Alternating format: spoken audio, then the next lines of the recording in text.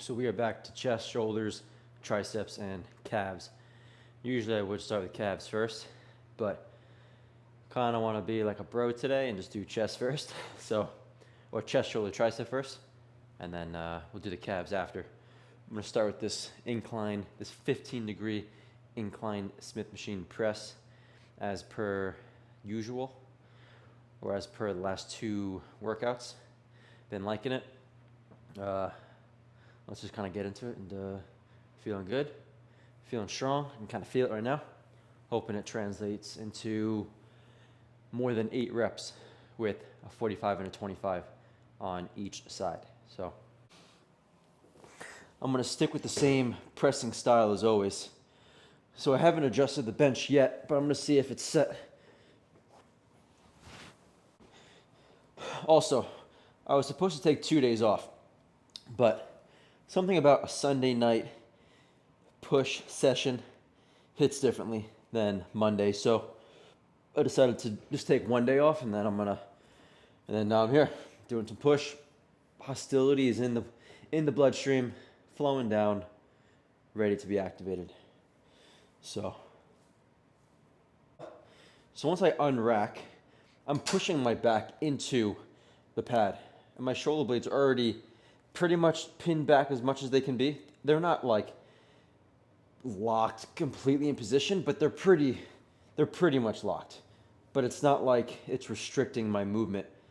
I am a little bit free with it. I'm not like just like pinned like this, but it's definitely pulled back, my shoulders.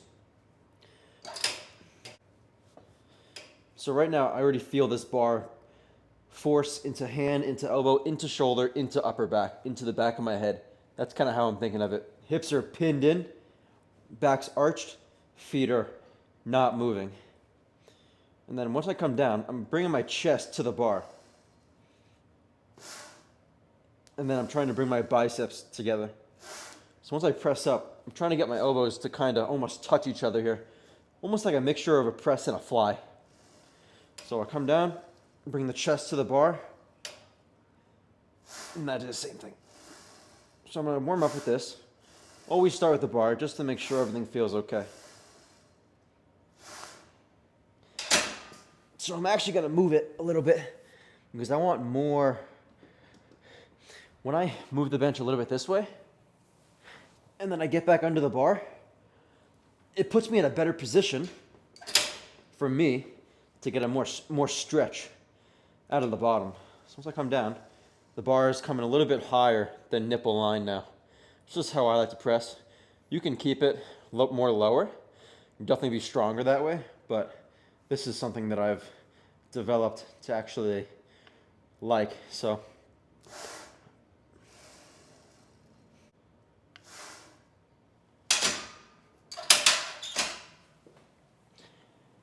not sure how many I did. Just kind of getting some movement in place. It's a snowy one today on Long Island. It's a colder day as well. It was pretty cold when I got in here. So I'm kind of just using these sets as literally warming up my body. That's kind of how I'm thinking of it.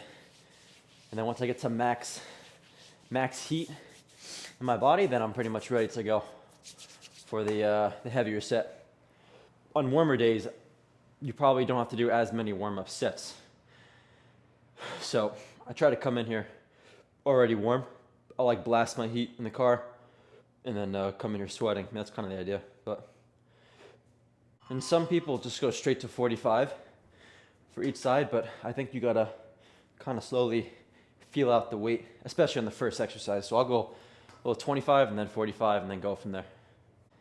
Wiggle my hips in, and then I'm able to hold onto the bar like a row, put my head on the back of the bench, and then dig my shoulders in. And I'm in a better position to keep my shoulders back. When I rack it too high and I unrack it, I have to push my shoulders forward. And then it's difficult to get that position back. So I kind of like starting from here, feeling pressure, and then unracking.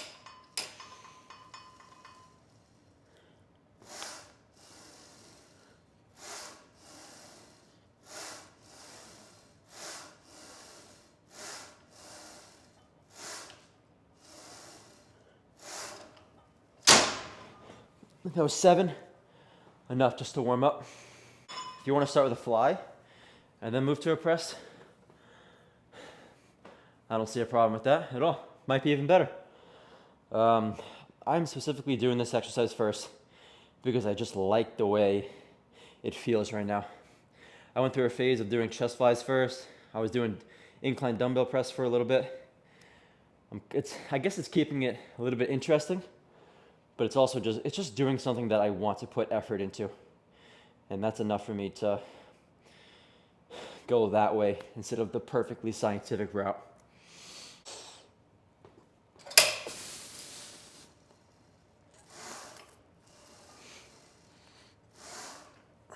One more.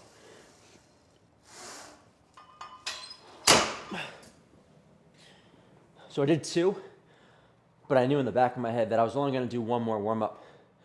And I wanted to be a little bit more comfortable with that bottom position. So I did 1 more. And then now I'm going to go up a little bit. Some people do only 1 rep. Some people want to do sets of 10 on the way up.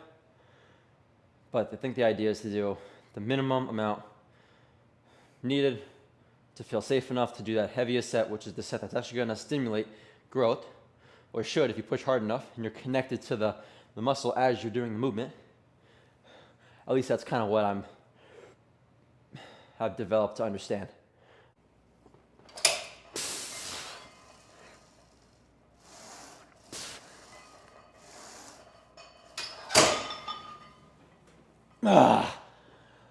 All right, we are there. We are at the moment that we are here for. Don't get excited for this moment. You better get excited. This is the set. Double tap the phone. Put that song on that really gets you going. So let's get after it. All right, come on. Woo!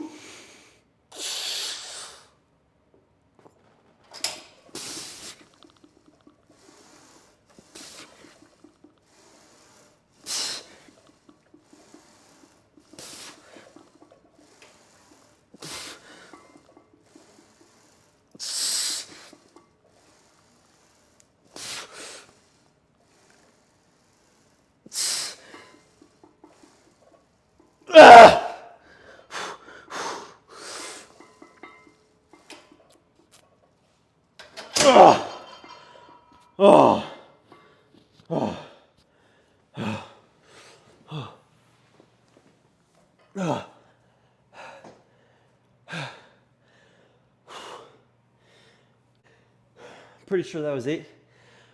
Well, I went for the 9th one, but still a good set. I might increase the angle now and then go a little bit lighter. I'm gonna get more upper chest, and I'm gonna mentally try and connect with my upper chest more. I'm not gonna just increase the angle and not think about targeting a part of my chest I want to. Obviously, the whole thing's gonna work on any angle I do, but I am mentally trying to connect to my upper chest as I press from the bottom. And I wanna feel this upward pressure almost into my upper clavicle, like this bone that you feel right here. So, yeah.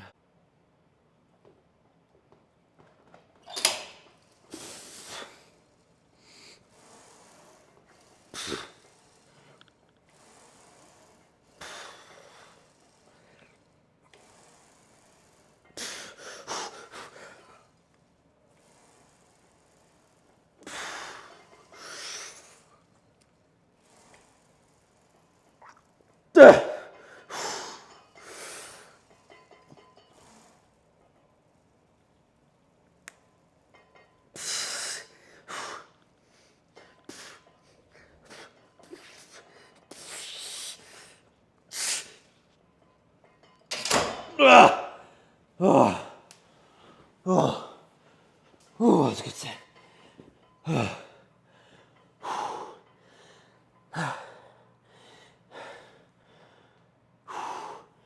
as many as I could do. And I was able to get out of that last one.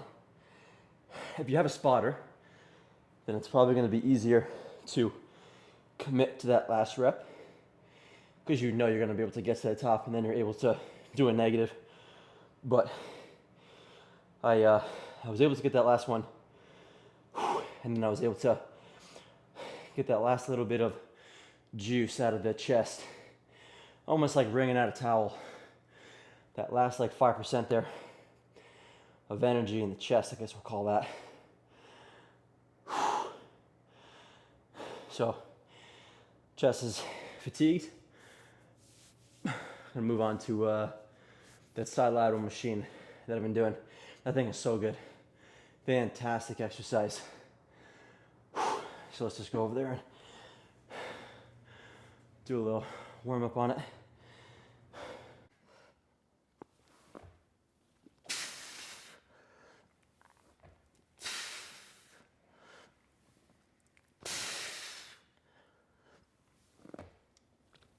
A couple reps. Let's get at it now.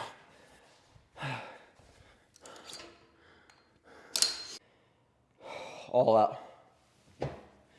Plus partials.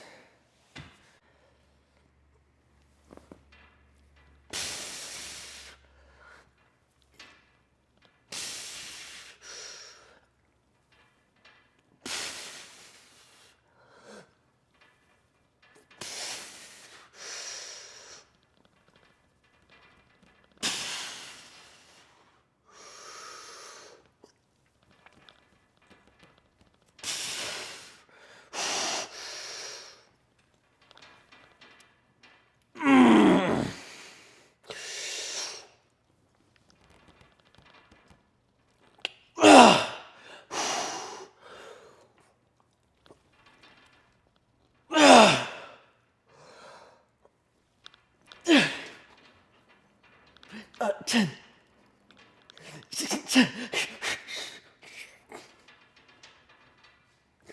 Oh, oh, oh. Ooh. Done on this. Oh, it's amazing. One set, man. As many as I could do full reps, and then probably 2 more attempting to get somewhere close to this level. If I drew a line, my elbows would be 180 degrees. Somewhere there. Once I can't really get it there, I'm just bouncing out, trying to connect to my shoulder still. It might look like I'm just bouncing up my lat, which I kind of am, but I'm just moving it until I absolutely cannot do like any more. So it almost comes to like last second just iso hold, just to confirm that nothing else is there. That's just what I just did. I don't always train like that.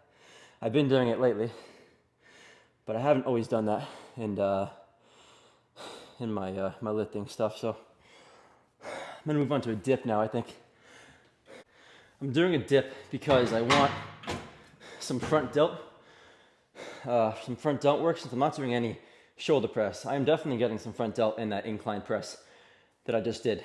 But I'm kind of in the mood just to do some dips because I get some outer chest, which I am not getting a lot of when I do my pressing, but I am gonna get much more when I do a dip. So it's kind of like a mixture of a finisher, chest, front delt, and then a maximum tricep. That's kind of how I'm thinking of it. I want more triceps, so I'm gonna stay very upright. I'm gonna try to, and then I'm gonna put my feet back like this.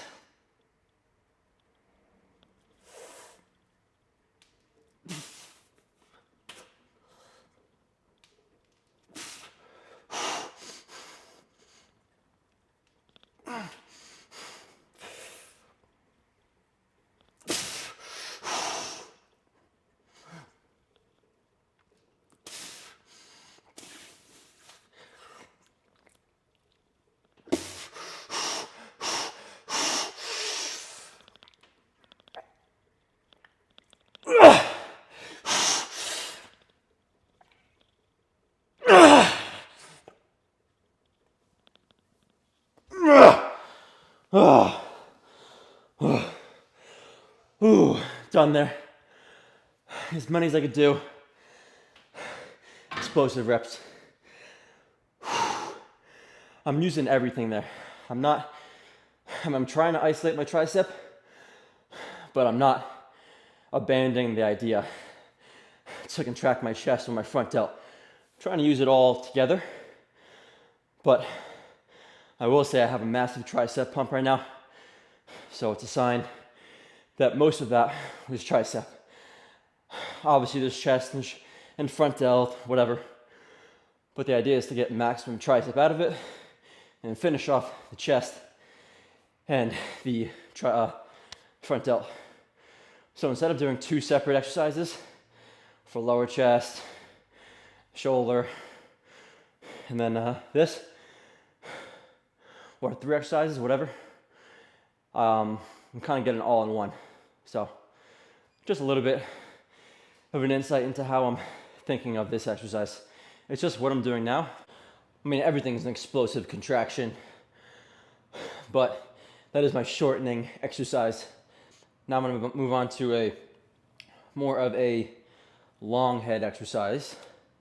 If we're going to bring in a little bit of science, because I'm getting a stretch on the tricep since the long head attaches to the scapula. The long head is the only head of the tricep that attaches to the scapula. So it needs to be stretched, which is either a skull crusher, dumbbell, barbell, whatever, or completely overhead if you have the ability to get your arm in that position. So 70 last week was heavy. Might drop it down to 65. Since it is kind of a weird position, so a stretch on I'm almost drifting my elbows behind me, and then I'm firing up. Elbows behind, fire up. It's all about the stretch on this one. Obviously there's a contraction there, but the stretch is definitely a big component. Okay, so I did a couple reps. Let's get into it. Last exercise for upper body here. Woo, come on.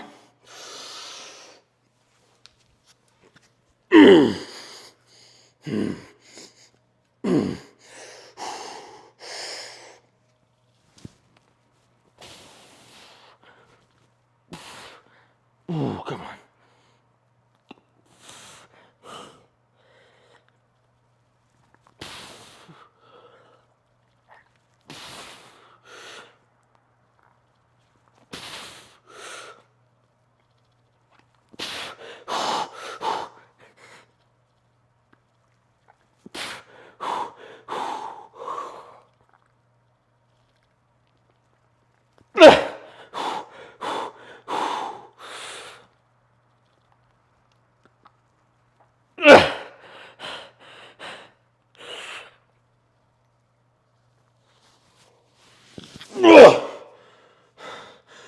Oh.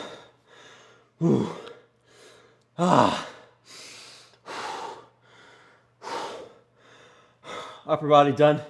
I'm gonna do a little bit bigger stretch this time. I think the stretch is something that I need to be doing a little more. I might not get that peak contraction, but I think the stretch might be more important potentially. 1 plate, 2 plate, 2 and a 35.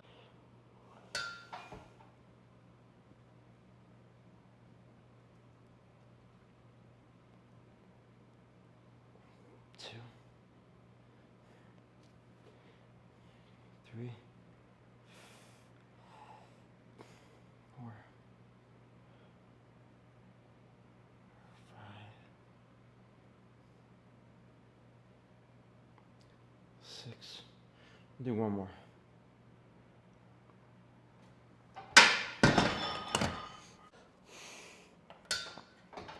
Okay, come on.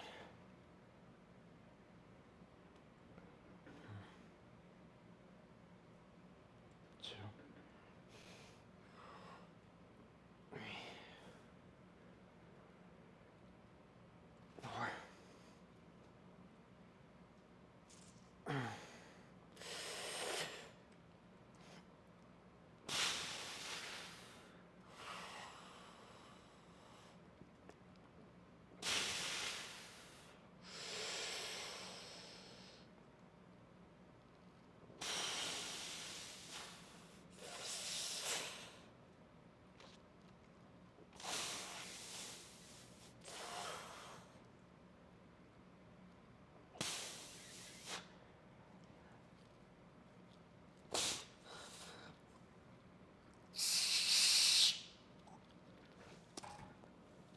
Oh.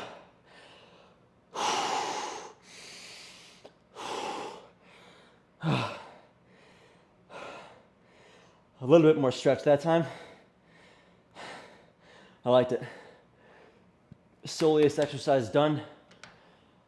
Now I'm trying to target more of the gastrocnemius. Bent knee exercise, straight knee exercise, pretty simple. You can't really beat a seated calf raise and then either leg press calf raise or a regular standing calf raise.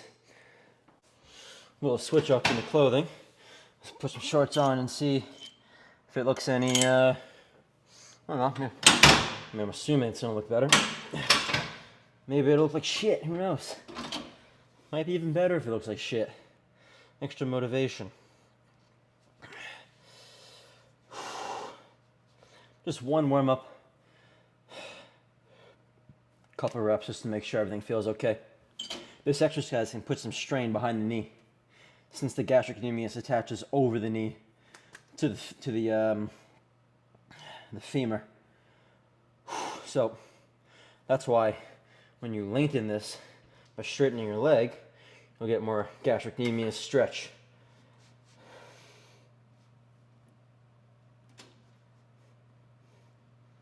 Full stretch, contraction.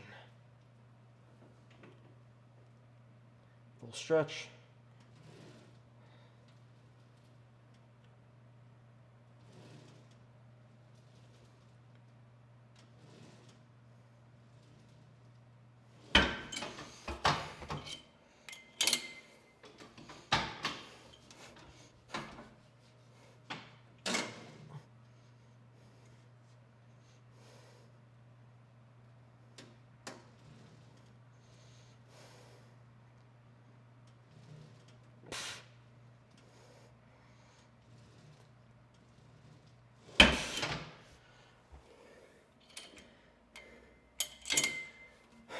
I'm gonna go up to 18 plates and I'm gonna do more of a stretch and just kind of work in that bottom 75%.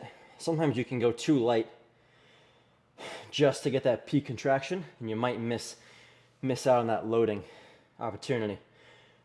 One set, as many as you got.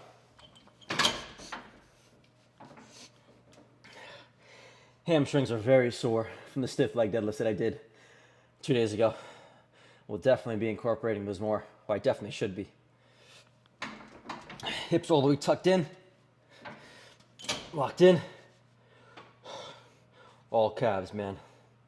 Let's get it, come on. Last set. Last set.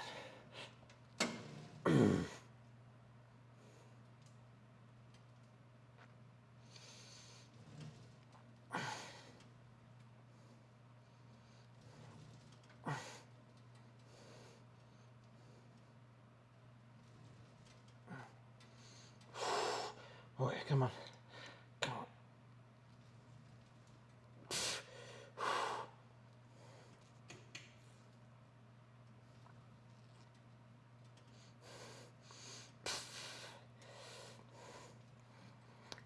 Ugh.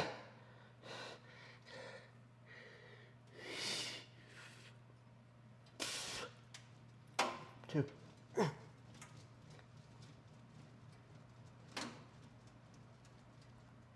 Ugh. Oh. Oh. Holy shit. Oh. Damn, that was good. That's it for chest, shoulder, tricep, calves. Do a little bit of couch talk. Oh, so on that last exercise for the calves, by the end it felt like I was seeing a new muscle. It's kind of weird actually. It sometimes, like I got into a phase of doing only seated calf raises because I thought that was enough, but I think I was missing out on that stretch behind the knee. Just from looking back at the video that I took, I mean, I guess it's my gastrocnemius that's popping out behind my knee that I can be developing more. So I think I'm gonna definitely keep those in. And I liked pushing the weight a little bit heavier and getting more of a stretch. Even like while I'm doing it, it seems like I'm getting it seems like I'm not getting that high for the contraction, even for the seated calf as well. But looking back on it, I was getting a decent contraction. So I think it's better to, for me right now, my thought process is to increase the weight a little bit more, get a deeper stretch, still get a good contraction, but I don't have to get a crazy contraction, because then I'd have to decrease the weight so much just to get to that peak contraction. It might not be worth the the ratio of decreasing the weight and just to get a little bit more peak contraction, but I'll have to drop so much more weight just to get up there. I guess that's kind of the thought process, and I'm going to be limiting how much stress I can put on my calf. That's just kind of what I'm thinking at the moment. But those 2 sets drove a lot of tension into my calves. I don't know if it's the extra recovery that I've been doing, the 2 days off after every training session, but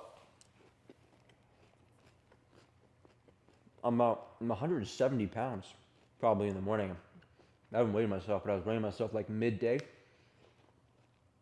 175-ish, something like that, give or take a couple pounds down or up. But I don't look as fat as I was last time at this weight. I don't think I've gained a shit ton of muscle the last like month or 2 months or 3 months, whatever, since I've been starting this really increased recovery at the same time of increasing calories. I haven't done that yet in my lifting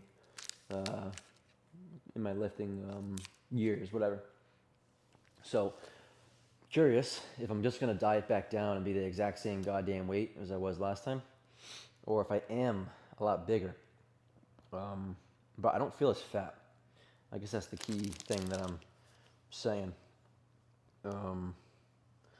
So wore this shirt twice for a workout, and that's probably time to wash it. I sometimes get into a habit of washing my shirts every single training session, but then you gotta get new ones soon, and because it doesn't look as good and whatever. So I do the smell test. I just smell it, and if it doesn't smell at all, then I can wear it again. If it smells, I gotta wash it. That's like a recently new thing. I don't know if I'm gonna keep doing it, but if I wash something every single time, then it wears it out, and so I don't know. This thing is gigantic on me, but it is fantastic. Nothing better than a huge t-shirt with trying to get huge forms, but huge forms sticking out of it. Oh, it's fantastic. Big vein in the back. That's a great look. You know somebody lifts when they have a big shirt on, and you can tell they lift through the big shirt. That's the idea. You don't want to be able to, or you don't want to have to wear a super tight shirt just to have people think you lift. If you wear sweatpants and a big shirt and people are like, "You're pretty muscular, man," you know you've made it. At least that's my thought process. I don't know. But I don't even like super tight shit. I'd rather have a big baggy shirt and no shirt, most of the time. I don't know. I'll put on a tighter shirt sometimes, but it's not even comfortable, man. I'd rather be comfortable. So that's it for the workout. I'm gonna evaluate my recovery. Should take 2 days off at least, and then I got back and biceps next. So we'll see what the weight's at. Now I'm starting the process of dieting down for sure. Whatever, just wasn't ready yet. Now I'm ready to start chipping away a little bit of body fat. So dips felt good, triceps were good, calves were good. Nothing else to say. So I'm gonna recover now.